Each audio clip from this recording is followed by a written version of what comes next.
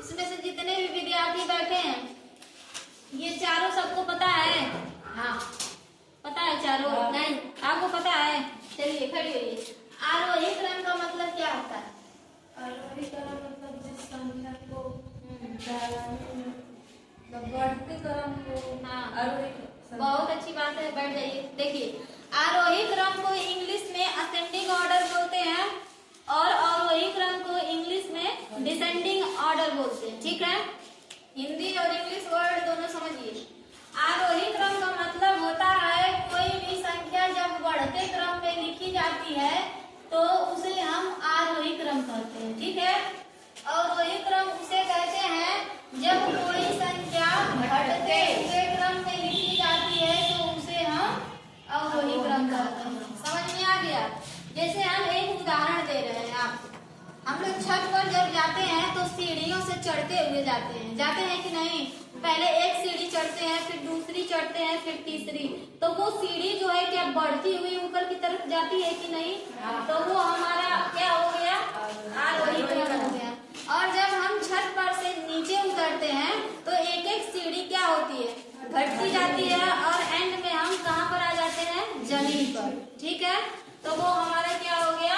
आरोही क्रम हो गया। ठीक है, हम साथ रहिए। अब हम आपको उदाहरण दे रहे हैं। ठीक है, जैसे हमने यहाँ लिखा है 1 5 6 8। ठीक है, अगर हम आपको बोले कि इसको आप आरोही क्रम में लिखिए तो आरोही क्रम का मतलब बढ़ते हुए क्रम में। तो सबसे पहले हम सबसे छोटी संख्या लिखेंगे। तो इसमें सबसे छोटी संख्या कौन सी है? एक है। ठीक है, तो हम 1 लिखेंगे। अब देखिए बढ़ते हुए क्रम में लिखेंगे तो उधर का मुंह खुला रहेगा। जो संख्या बड़ी रहेगी तो हम उधर का मुंह ये खोल देंगे और जो छोटी रहेगी तो उधर का मुंह ये क्या करेंगे? बंद कर देंगे। अब देखिए 1 हो गया, यह बढ़ते हुए क्रम का सिंबल है। ठीक है, अब 1 के बाद इसमें से कौन सी संख्या है? 5। Very good.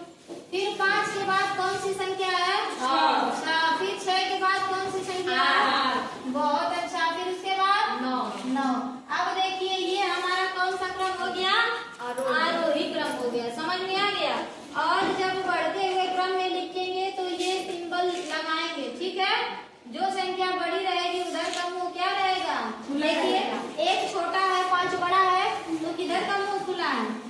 हाँ, इधर देखिए 5 छोटा है 6 बड़ा है, किधर का मुंह खुला है?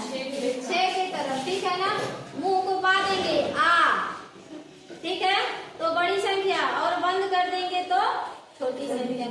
अब देखिए घटते हुए क्रम में अवरोही क्रम उदाहरण देते हैं। जैसे हम यहाँ ले लिए 0 1, इधर हो गया 3, फिर हो गया 5, फिर हो गया 8। अब बताइए हमको जो है कि इसको अवरोही क्रम में लिखना है तो कैसे लिखेंगे? इस संख्या को अवरोही क्रम में कैसे लिखेंगे?